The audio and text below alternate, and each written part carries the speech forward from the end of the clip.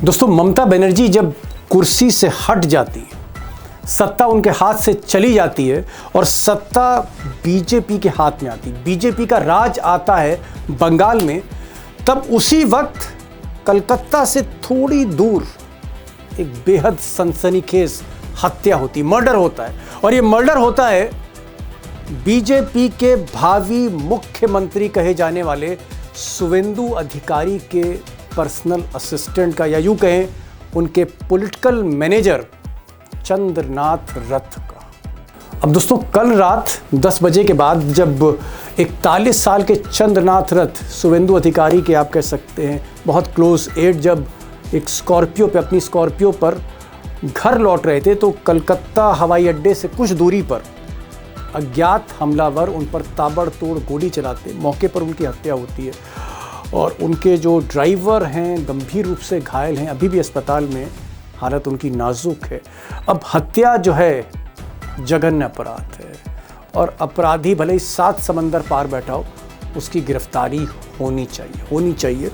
अब ये हत्या इसलिए इम्पोर्टेंट है क्योंकि इसने अचानक बंगाल की राजनीति में आग लगा दी। एक तरफ बंगाल में हिंसा हो रही है और एक तरफ इस हत्या ने पॉलिटिकल माहौल जो है बहुत गर्म कर दिया। और उसकी वजह यह है कि ममता बनर्जी और उनके भतीजे अभिषेक बनर्जी, उनको टारगेट पर लिया जा रहा है। बीजेपी टारगेट पर ले रही है, गोदी मीडिया टारगेट पर ले रही है और आरोप लगाए जा रहे हैं कि हो ना हो ये मर्डर प्री प्लान्ड है और इसके पीछे टीएमसी है।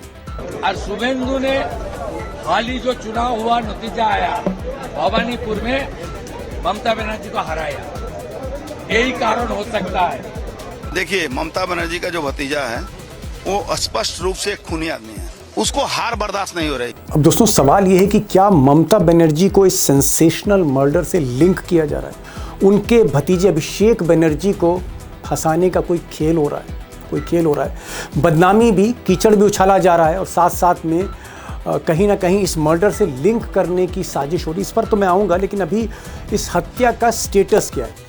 जो बंगाल पुलिस है उसका अभी तक ये कहना है कि इसमें कुछ लीड्स मिली हैं, कुछ तो सुराग मिले हैं, लेकिन सॉलिड लीड्स नहीं मिली। यानी कोई गिरफ्तारी नहीं हुई है, कोई वेपन की रिकवरी नहीं हुई है, कोई ऐसा आरोपी नहीं मिला है जिसके बयान पर ये पता लग सके कि इसके पीछे कौन है, कौन मास्टरमाइंड है।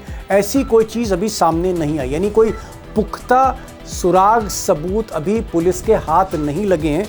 लेकिन ये मामला इसलिए ममता बनर्जी और अभिषेक बनर्जी तक जा रहा है क्योंकि जो शुवेंदु अधिकारी, जो इस वक्त लीडर ऑफ अपोजिशन बीजेपी के हैं, जो हो सकता है आगे चलकर मुख्यमंत्री की शपथ लें, उनका ये कहना है कि ये जो हत्या है इसलिए हुई क्योंकि उन्होंने ममता बनर्जी को हराया और जो उनके पीए थे वो उनके पॉलिटिकल मैनेजर थे, इलेक्शन कैंपेन संभाल रहे थे।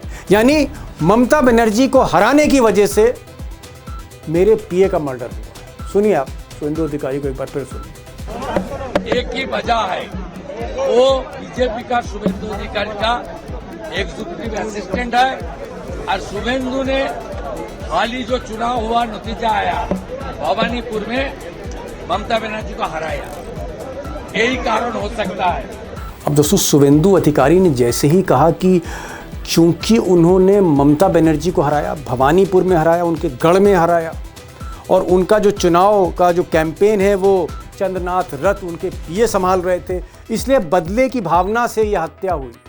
ये जो लाइन उन्होंने दी, इसको तुरंत आप कह सकते हैं गोदी मीडिया ने कैच किया और बीजेपी के प्रवक्ता हर चैनल पे बोलने लगे कि ये पॉलिटिकल किलिंग है, ये टारगेट करके किलिंग हुई है, इसमें साजिश है। इशारा जो साफ था तो आप जान सकते हैं किस पर था, दीदी पर। चंद्रनाथ रथ was premeditated, calculated, a targeted political killing.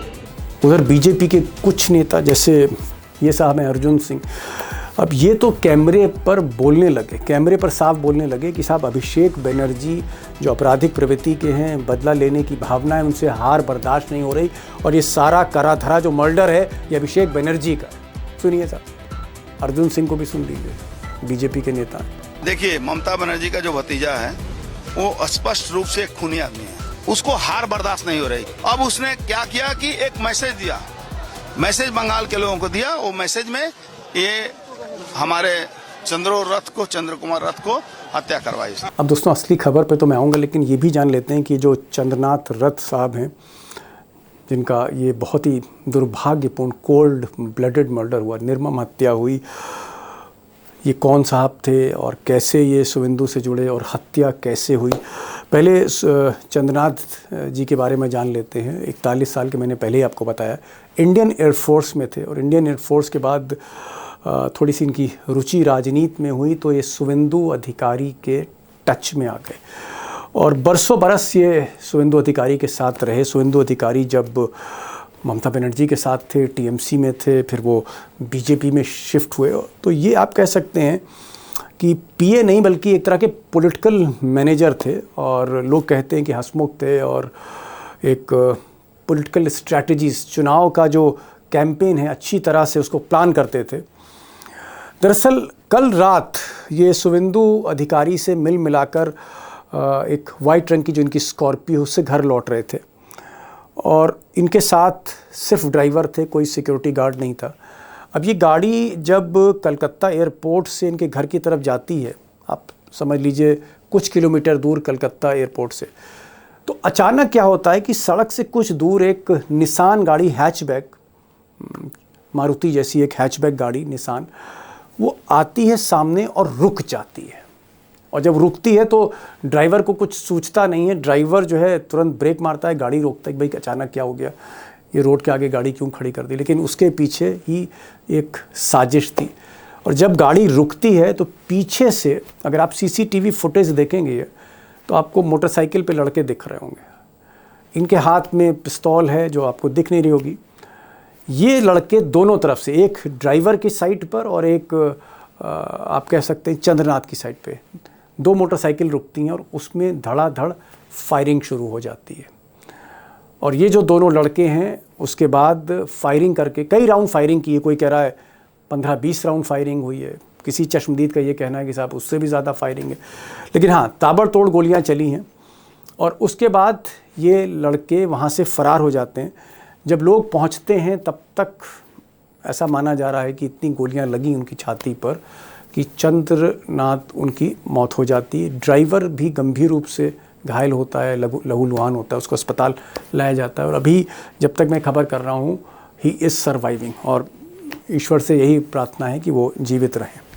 तो बहरहाल बाद में जब शुभेंदु अधिकारी अस्पताल पहुँचते हैं उसके बाद से ये राजनीतिक रंग शुरू होने लगता है इस पूरे मामले में।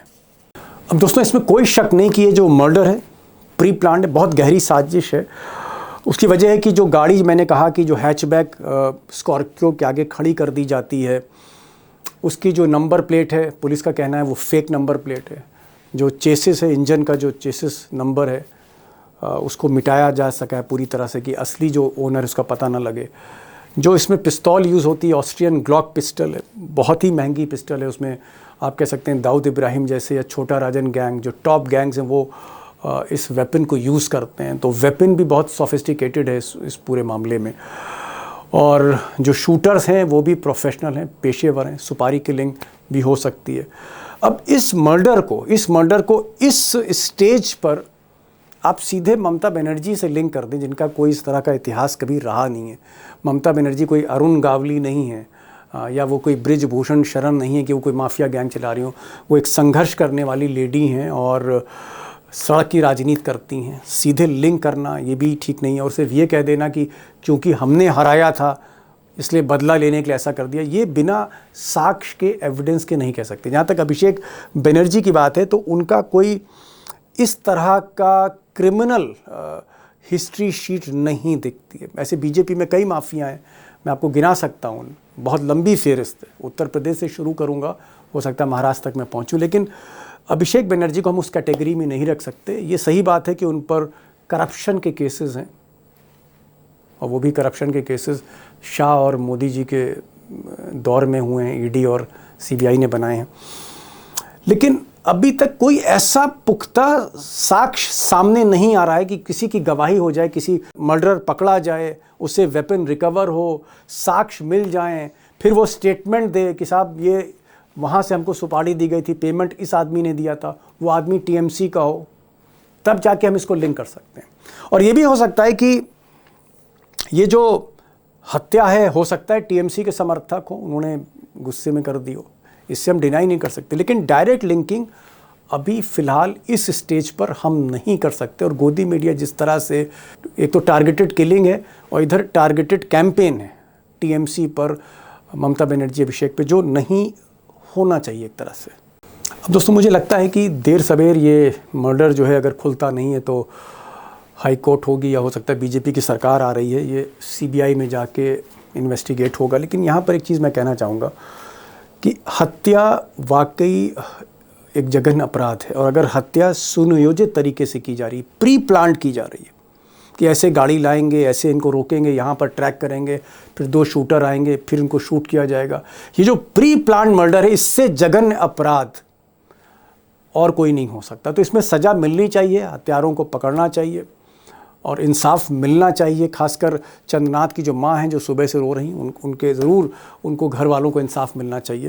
लेकिन यहाँ पर मेरा एक और कहना है कि जब तक साक्ष्य नहीं आ जाए, जब तक प्राइमा फेसाई, प्रथम दृष्टिया कोई सबूत सामने ना रखे पुलिस प्रेस कॉन्फ्रेंस करके बताए कि साहब ये व्यक्ति हमने पकड़ा है, इसका अगर लिंक टीएमसी से, तो बात आगे बढ़ाई जा सकती। लेकिन इस स्टेज पर मेरा ये टेक है कि हमको जो जिस तरह से हम कीचड़ उछाल रहे हैं वो एक गलत है और एक कैरेक्टर असैसिनेशन नहीं करना चाहिए।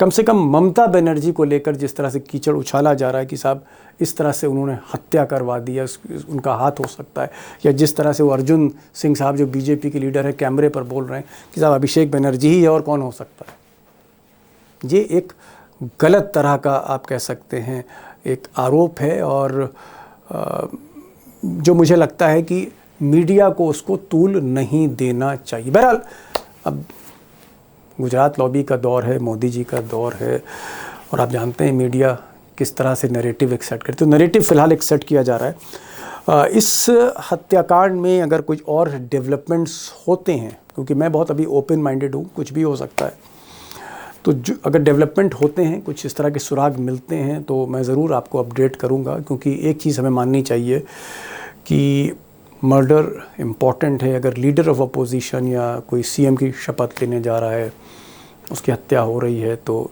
ये एक बहुत ही आप कह सकते हैं जघन्य अपराध ही माना जाएगा। तो मैं अपडेट आपको ज़रूर करूँगा। तो ये आज का वीडियो था, और आपको कैसा लगा आप ज़रूर इस पर कमेंट करिएगा। एक चीज़ मैं और ज़रूर कहना चाहूँगा, छोटी सी गुजारिश करना चाहूँगा कि अगर आपने इस चैनल को अब तक सब्सक्राइब नहीं किया है तो प्लीज़ सब्सक्राइब करिए, और दोस्तों से भी कहें इसको सब्सक्राइब करें। और इस वीडियो में कोई कमी रह गई हो तो कमेंट बॉक्स में ज़रूर लिखें, और मैं कोशिश करूँगा उस पर अमल करूँ, अगला वीडियो और ज़्यादा बेहतर है। तो फिर मिलते हैं अगले वीडियो के साथ, तब तक के लिए नमस्कार।